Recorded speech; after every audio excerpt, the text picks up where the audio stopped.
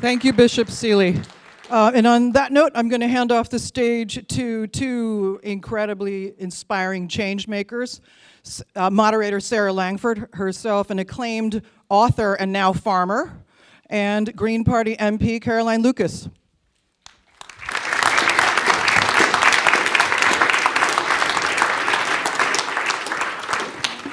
Hi.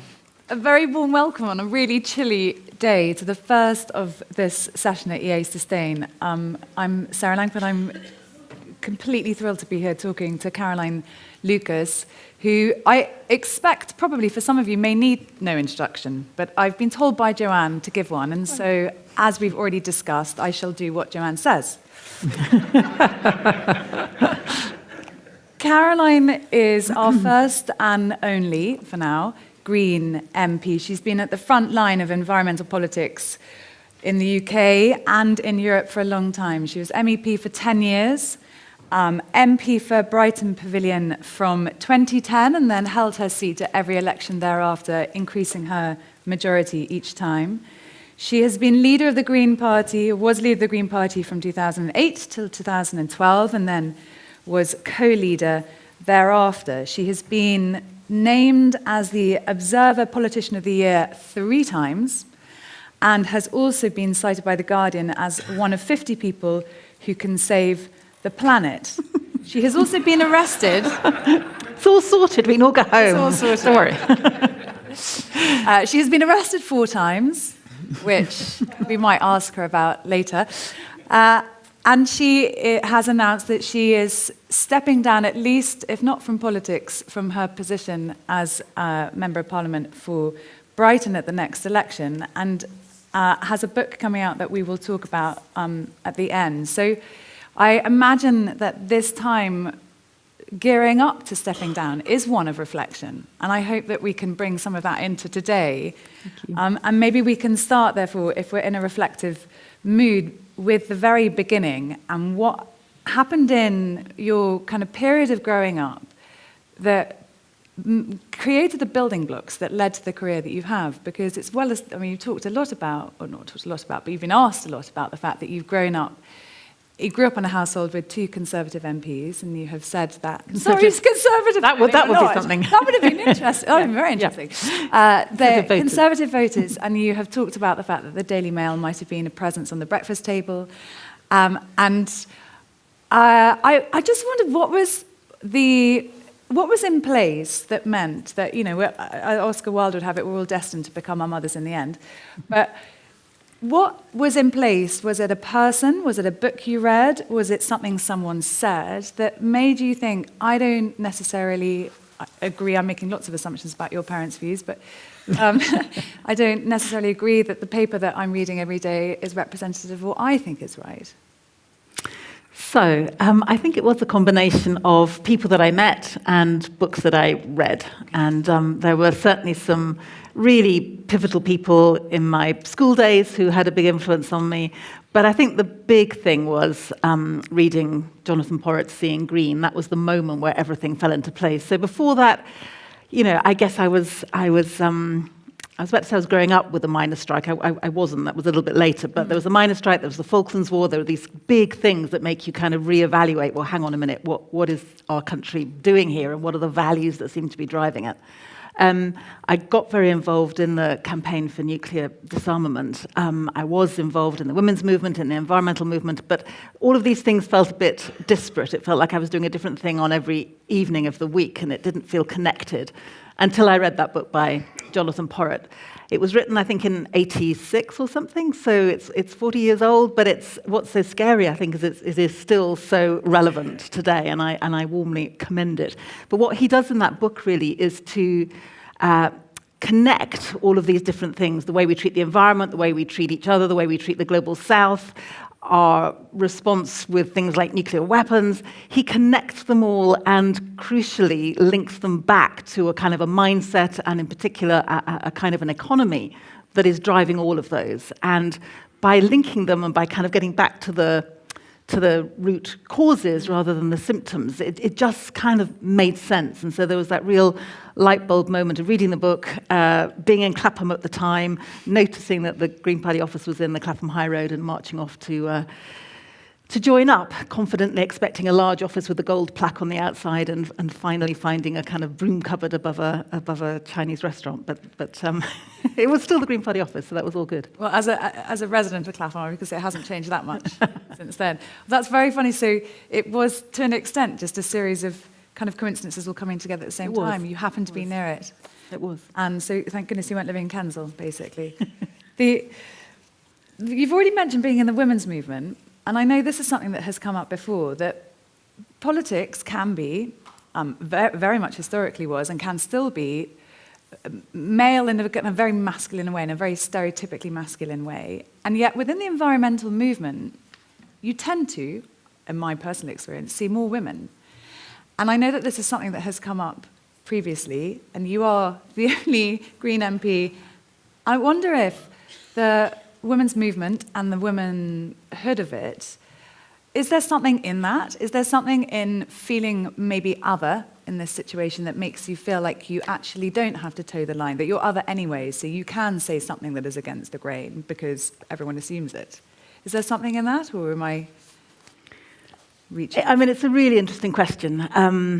And it's not what you're asking me, but it's not so far away from sometimes there's a kind of assumption perhaps that there's something intrinsic about being a woman that means you're more likely to be in touch with the environment and nature and so on. And I would resist that a little bit.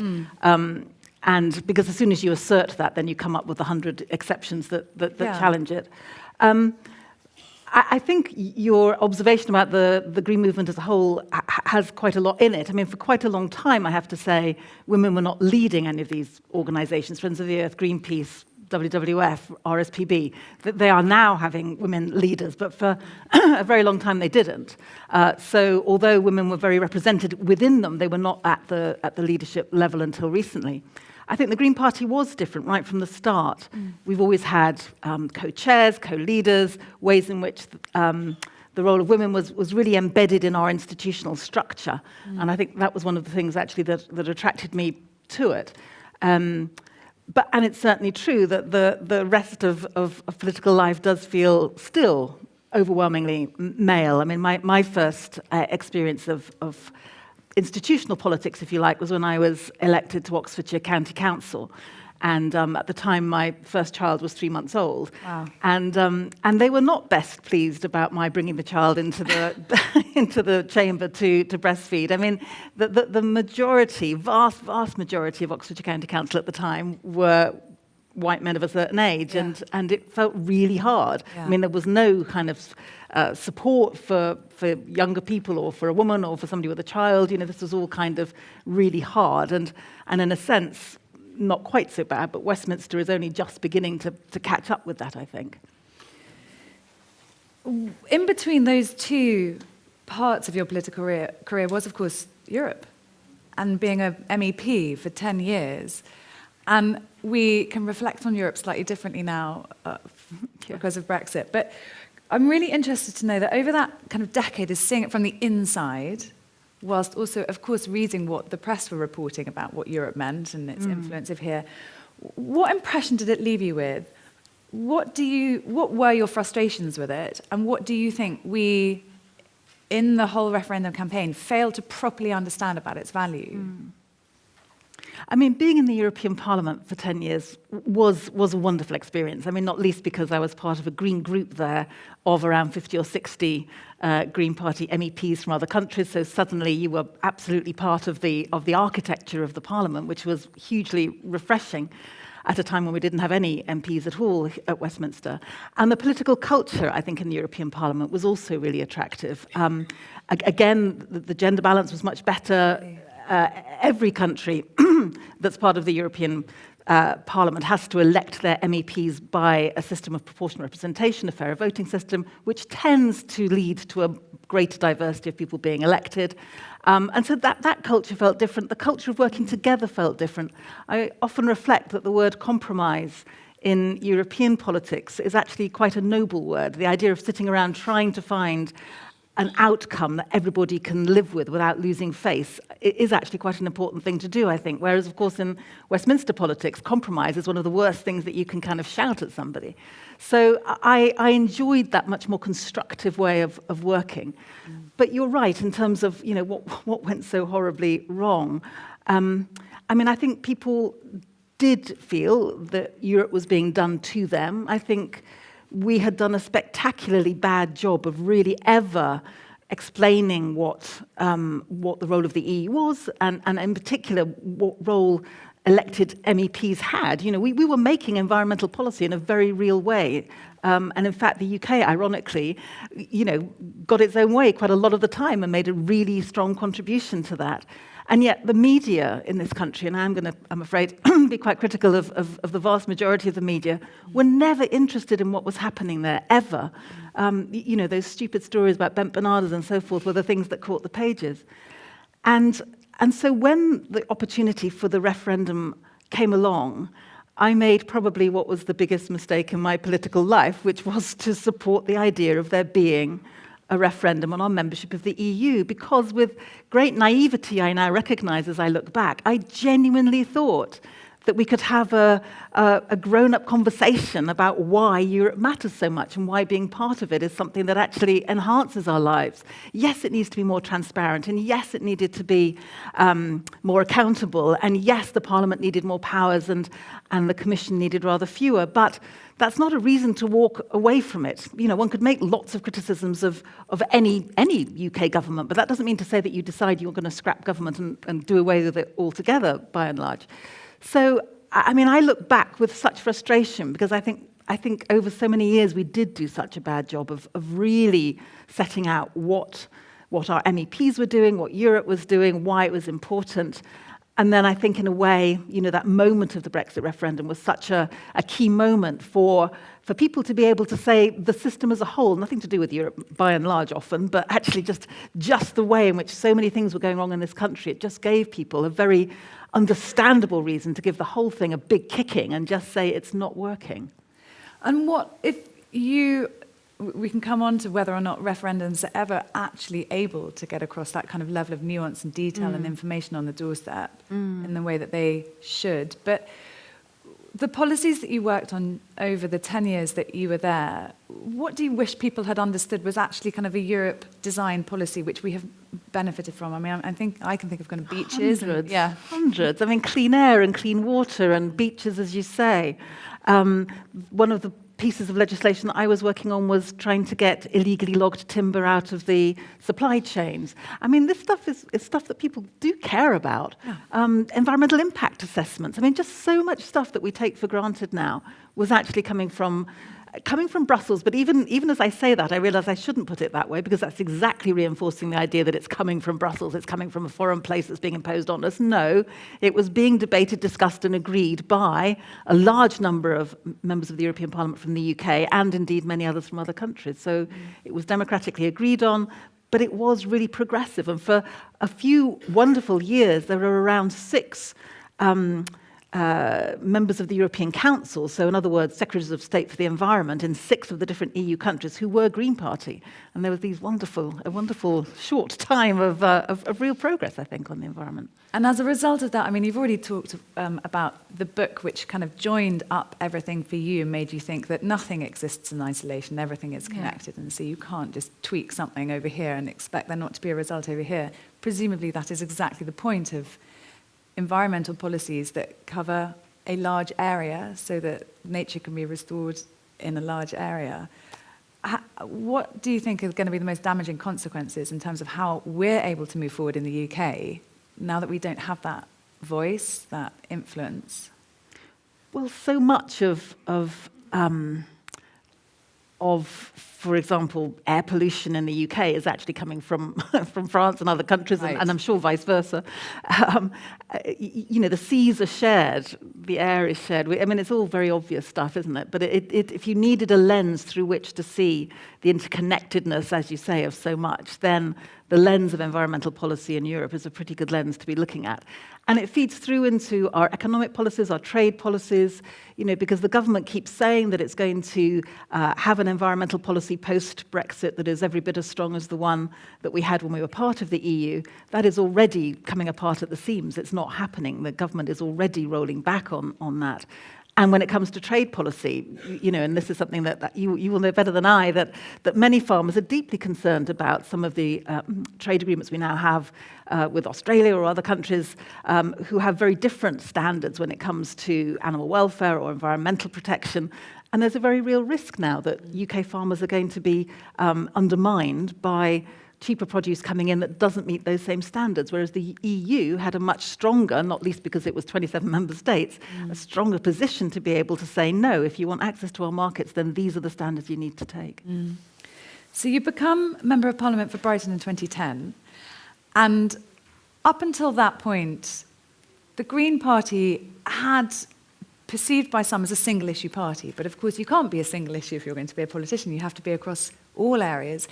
Why, there were plenty of candidates. Why do you think that your campaign in Brighton won when others haven't? What did you have in place that meant you were successful?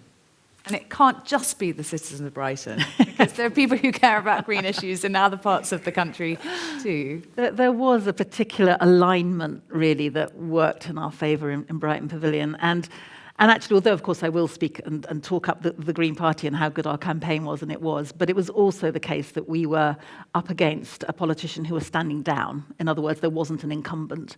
And I don't think one should ever underestimate how significant that is, because most MPs, unless they're really rubbish, and of course there are some, but most MPs will have done some casework for some people, then they've got name recognition, they've been seen at the local fete, there's some degree of that gives you a bit of a push. So the fact that we weren't up against someone who was well known, we were basically nobody on the ballot paper, other than myself actually, had any political profile before.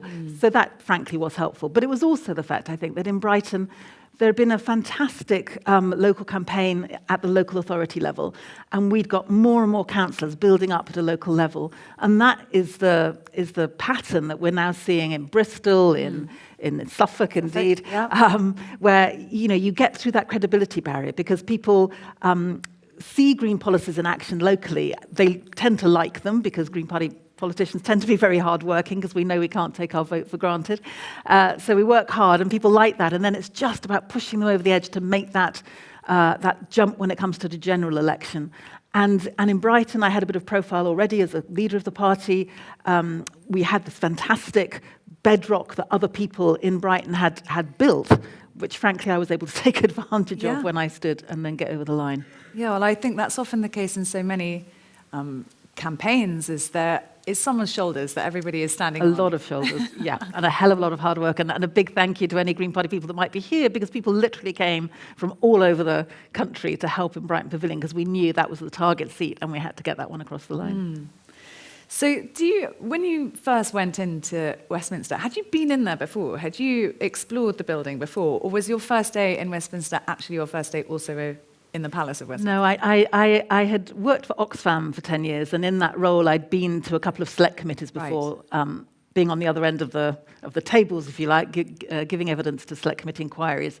So I had some understanding of what it was like, but not a true understanding of just how medieval really so much of it still is. And I still get lost in there today, so it hasn't stood me in. I mean, people sometimes, don't they, compare it to public school or Hogwarts, but I've always wondered if it's more kind of aligned to a palace with winding corridors, very aligned with kind of whispers and plot and closed doors. And the thing about palace, it conjures up something that's really in good nick. And anyone who knows anything about Westminster will know that it is slowly subsiding into the Thames with asbestos and rats, and it's just not a very nice working environment. There's plenty of plotting in the corridors and so on, but it's I think the way I compared it to, because yes, people talk about it being like a school or whatever, but what really struck me when I was first elected was that in a school there are rules But at least the rules are known. They are published somewhere, or the teacher tells you what they are, or you don't have to infringe them before you find out what they are. And just ridiculous things. So I remember being introduced to some Tory MP one time, and we shook hands, and then I saw him again a few days later, and I was actually so proud that I recognised him that I leapt forward to shake his hand again, and he leapt back as if I had some terrible disease and said, we don't shake hands beyond the first time in this place. I said, my God, right? That's what you want to do. And that's just a very mild example of just so many rules that no one ever tells you. And one of the problems, of course, of being a single MP is you don't have a party whip. So much of what goes on it happens through what they quaintly call usual channels. Well, the usual channels are the whips of the different parties, but you have to have 3 members of the same party to get a whip. I don't have a whip. The only time I ever know what's going on is either when I'm listening to the Today programme, brushing my teeth, thinking, oh my God, that's what I better get up there. Or if kind people from some of the other parties, will tip me off. But it's a crazy way of working. Well, I was going to ask you about that because, I mean, maybe this is incredibly patronising, but in my head I have a sort of first day at school type feeling on your first day in Westminster. And were there any surprises about people who did help or hinder? Were there people that you thought, gosh, I didn't know that they would do that? Or do you think, well, that's... Actually, I think the staff of the palace, I have to say, were incredibly kind, and I think they quite enjoyed the challenge of thinking, how do we deal with this new sort of specimen that's just arrived in Parliament? Because although there had been independent MPs in the past, not an independent MP from a political party, if you like. So there was, sorry, I've just forgotten his name. John Simpson in the white suit and so forth, but not aligned to a party. I mean, I have to say, people in the European Parliament, the Greens sat with Plaid Cymru and the SNP and other nationalist parties, and so that gave us already some links with Plaid Cymru in particular. So they became my best buddies, and they were the ones who were most kind. But actually, individuals in all parties, to be fair, did kind of explain as we went along. From the outside looking in, it seems always as though the press certainly want to portray it as very tribal, and it's easy to find multiple news clips where people will bang their single issue and take advantage of that airtime to take whatever pop shots they can get at the other parties. Behind the scenes, you've talked previously about collaboration, and you've talked about how in the European Parliament, it's a sort of expectation that you compromise, that you don't go in with an ideology that you're unwilling to waver from. Behind the scenes, is there more cross-party collaboration than is actually portrayed, than we actually see from the outside? No, I think there is, and I would point to the Select Committee process as one of the few bits, really, of the Westminster architecture that works really well. The select committees are, by definition, dominated by the party of government, but at the same time, some of those select committees are chaired by a member of the opposition, and there is a really strong commitment, I think, to try to find some common ground when you're doing your inquiries and you're taking evidence and you're writing your report, and then the report goes to the government, and then you can summon the minister to come and answer why they are or not going to follow the recommendations your committee has come up with. And they do have real influence within the sort of political structures. And they are, I think, one of the best examples of Parliament working well. And people often say to me, well, as a single MP, what difference can you make? And I would point to the Select Committee process, actually, because I've been a member of the Environmental Audit Committee ever since I was elected, so for 12, 13 years now. And as a member of that committee, I can suggest inquiries and propose inquiries, and I quite often have managed to persuade others that we should do an inquiry on fossil fuels, let's say. And then you can suggest people to come and give evidence, and then you can argue over the recommendations, and then you can take those to government. So it does feel that there are places, as long as you can identify them, where you can make that difference. That's so interesting, because it's so... I imagine most people on the street, if you stop them and ask them the purpose and power of a select committee, may not be over the detail of it. Yeah. And, I mean, let me ask you first about being arrested. Which time? well, that's exactly it, because, I mean, one of your being arrested outside of politics is very different for deciding that you're going to put yourself in a position where you're going to be arrested as a member of parliament. And I imagine that a great deal of thought went into that beforehand. And you clearly made a deliberate decision that, yes, you were going to put yourself in this position, and you knew that you were doing it whilst representing. Yeah. No, I mean, we're joking about it slightly, but it's not something that I think is to be joked about. It is an incredibly serious thing. And well, maybe you can explain the circumstances, yeah.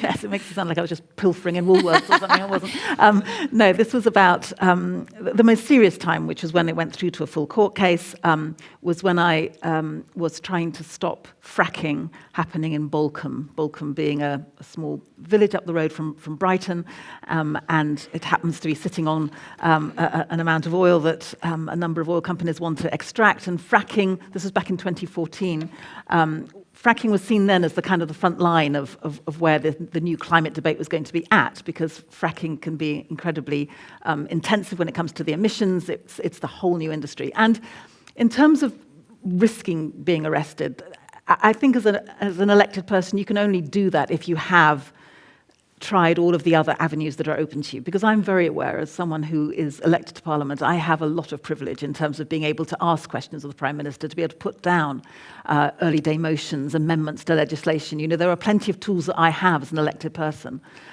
which I used, but which did not work. And it just felt so important in a way to be trying to find ways to uphold our bigger international obligations and laws, the laws around climate change and not exceeding 1.5 degrees of warming. And so, in a sense, there was like the balance of law is the bigger international law about our climate commitments. How does that sit against the law that says that you shouldn't obstruct people trying to get into the fracking site? So I did take that action. But the happy ending of it was that after a week's court case, alongside there were 4 or 5 others, we were actually acquitted. Yeah. And it was very interesting because I kept in touch with constituents all the time over this and trying to explain why I'd done what I'd done. And although I have no doubt there would have been some people who were opposed to it, by and large, I think people did understand and did respect it and did overall support it. That's very interesting. And the fracking didn't happen. Yeah, well, there we are. Not taking sole responsibility for that, but... Well, I mean, I suppose it's exactly what the Bishop has said. Small actions add up to big things. Not that getting arrested is a small action, say that as a former criminal barrister. You've talked a little bit about how proportionate representation changed the makeup of the European Parliament for the better, in your view. I think I'm right in saying that in 2015, 1 million people voted for the Green Party. How many MPs, if there had been proportionate representation, would there have been? I mean, it depends on the system that you were using, but I think you could certainly suppose that between 18 and 20 MPs would have been elected if we'd had PR then. You're not the only voice now calling for this. I mean, even Rory Stewart and Alistair Campbell in there, I think the most successful podcast in the UK at the moment are both aligned on this now. So it certainly seems that there is a clamouring for change. But you have also said in the past, our politics must be reimagined, which is a bit different, I think, from simply change. So apart from what we've just spoken about, how would you reimagine politics to be able to serve the frustrated policies that you tried to bring through and couldn't, and to be able to give us this joined-up long-term systems thinking? Well, it's quite a long subject. It is. And big subject, and I should long say we've got answer. 1 minute 40. Let me just quickly talk about the voting system, because to me that is the key to which you can unlock all these other things. Okay. And the reason that I'm so passionate about saying we need a fairer voting system isn't only because it would benefit smaller parties, although obviously that is the case, but I think it would engage people more in the sense that so many people live in safe seats where it feels like, you know, barring a revolution, the same colour of politician is going to get in each time. Or death. And I think that's deeply disempowering and makes people feel they can't actually change things. And I think that's really dangerous. So I think having that fairer system where you know that your vote really counts, I think will both drive up the number of people who bother to vote in elections, but also get over that sense that it will make a difference. You talked about how it's now becoming, more popular, and I think it's really significant that the Labour Party at their party conference last year finally did agree. They got the unions on side. The conference actually did agree that they were in favour of PR. Unfortunately, Keir Starmer said it's not going in the manifesto, but I have no doubt that those voices in Labour that were really pushing Labour to adopt this will keep that pressure up, and so we could even see Starmer as the next Prime Minister potentially bringing that in sometime in the future. But yes, that is the key to opening up so much else. I would like to see votes at 16. I would like to see far more politics taught in our schools. I would like to see politics not being so centred in Westminster. We have such a centralised political system in this country, the most centralised in Europe. So I would like to see far more power going to local authorities, looking at what people like Andy Burnham are doing in Manchester and really rolling that out and really enabling politics to come from the bottom up. Because again, so many decisions that affect people's local everyday lives are being made miles away, not by their local council where they feel that they can influence it, but batter at Westminster. So we need a radical decentralisation. We need some real democracy. We need some politicians then hopefully who will come forward who genuinely do have the best interests of the country at heart.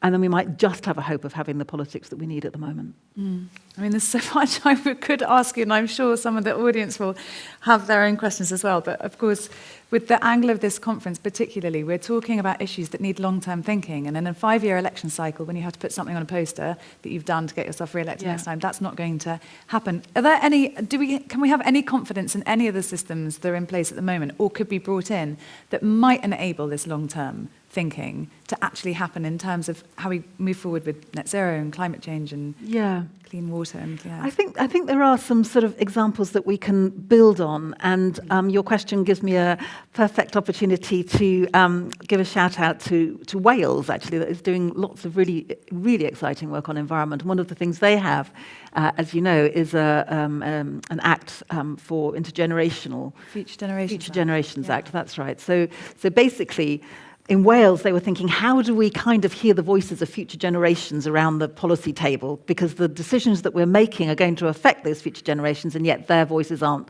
obviously, being directly heard. And so they set up this Future Generations Act. They have an ombudsperson for future generations who can look at any policy going through the Welsh government, Welsh Parliament, and challenge it, call it in, try and change it.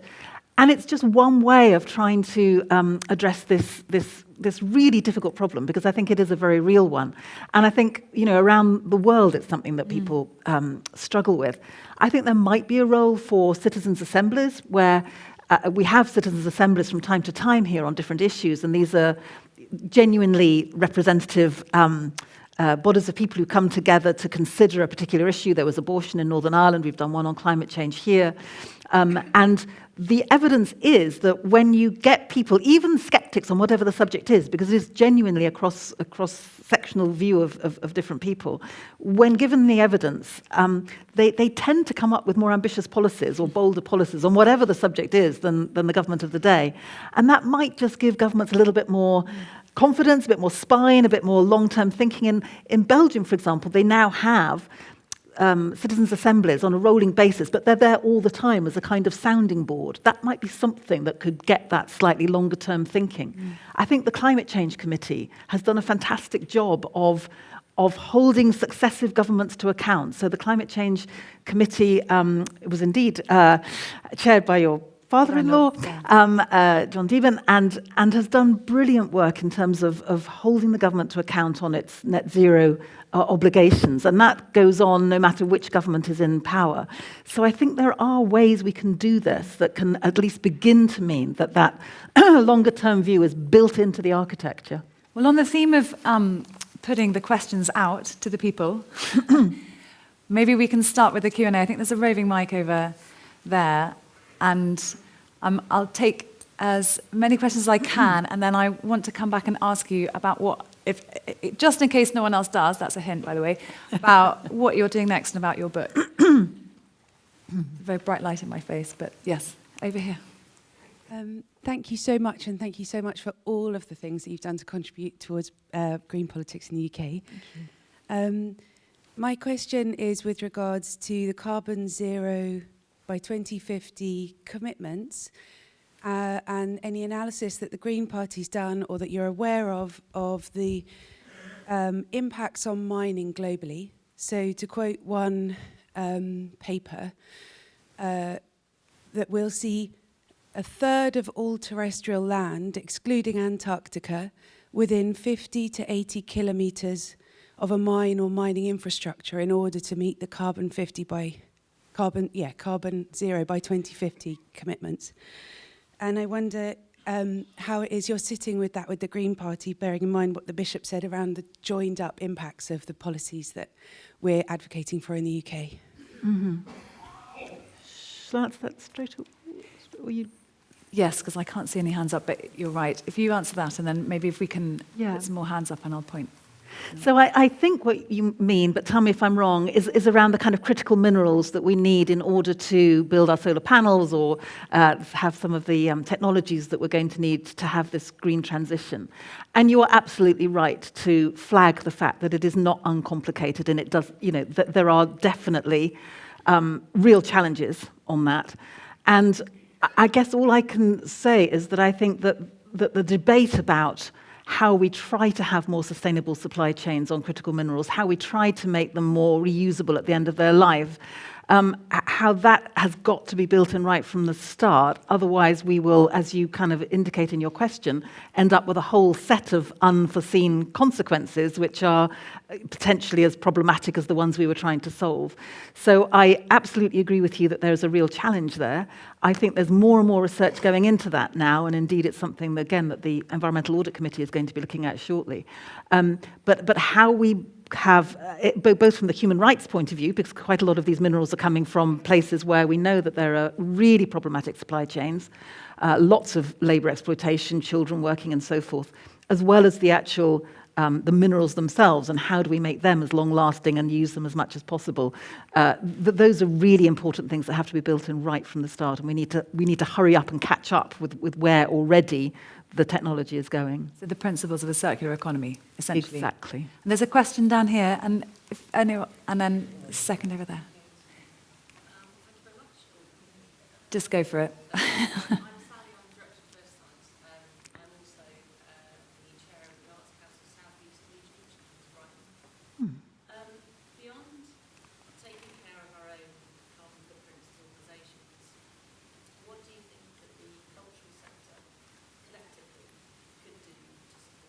Oh, I love this question. Did everyone hear that? What can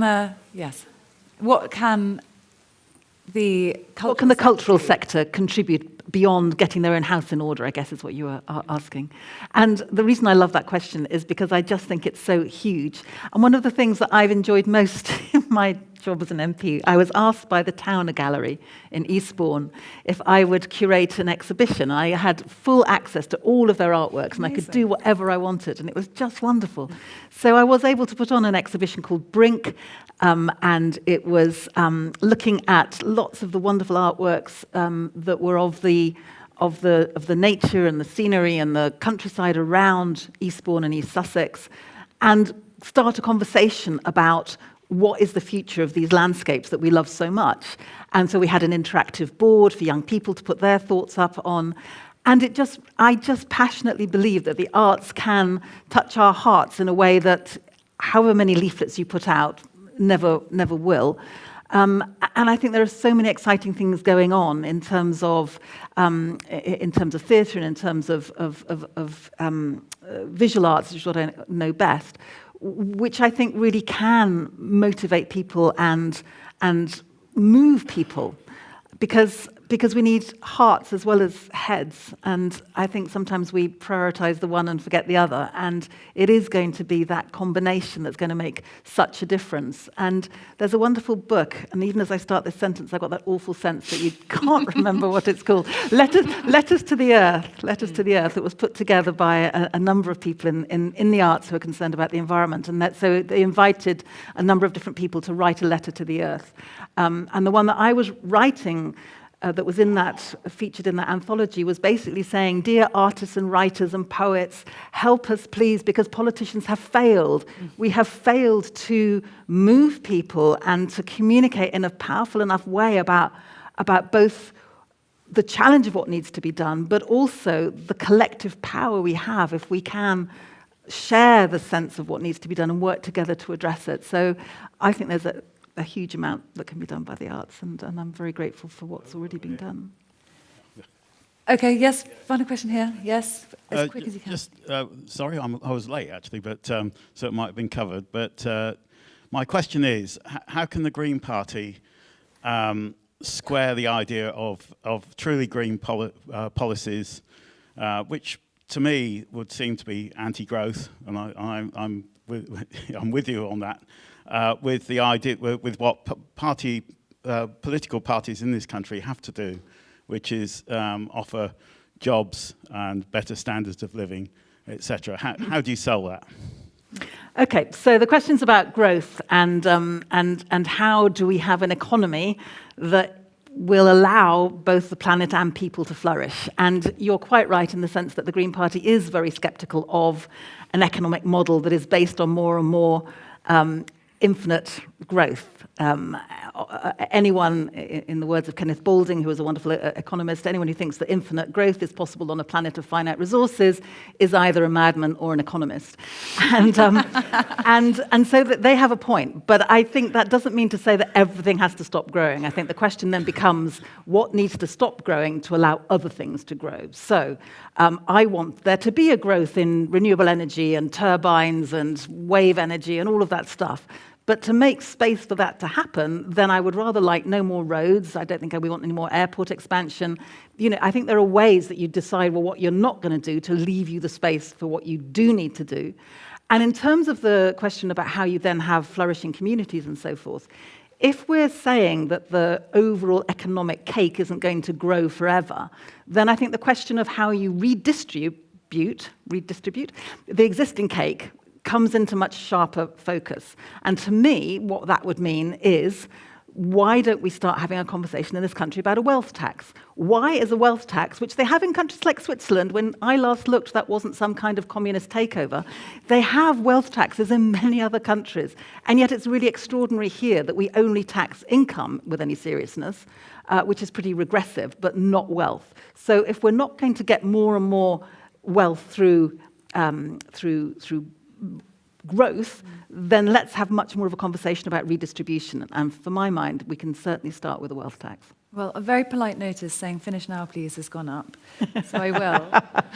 But no one asked me about the book. That's exactly. Well, I will. I mean, you have a book coming out. Thank you. In April. It's funny you should say that. Called Another England, which I imagine does what it says in the tin and tries to reimagine where we can go from there. Tell us briefly about that. But thank you. No, that's very kind. Yes, so in April, Another England comes out, and the subtitle is How to Reclaim Our National Story. And the starting point for it is, actually it came out of that sense of what happened over Brexit. And why is it that there is such a squeamishness on the left, broadly speaking, about talking about England and Englishness? Why have we allowed that to become something that is too often associated with Little Englanders, with isolationism, with imperialist nostalgia, and so on? So what I try to do in this book is to trace back different stories of England, and I do it through, actually picking up the point about the arts, through a whole set of looking at literature, because my first love was literature, my PhD is in literature, and so I'm looking at Edward Thomas, for example, who's just an extraordinary poet of place and England, but in the most wonderful way, or the poetry of John Clare and how he opposed the enclosures and how, that radical programme of land reform has been part of our DNA for years. So basically, April the 24th, Yeah, go so by. it ties in beautifully with your Christopher one, and presumably you'll be back here next year talking about that. I hope so. Good. Thank you. Thank you very much, Thank you Carolyn. very much.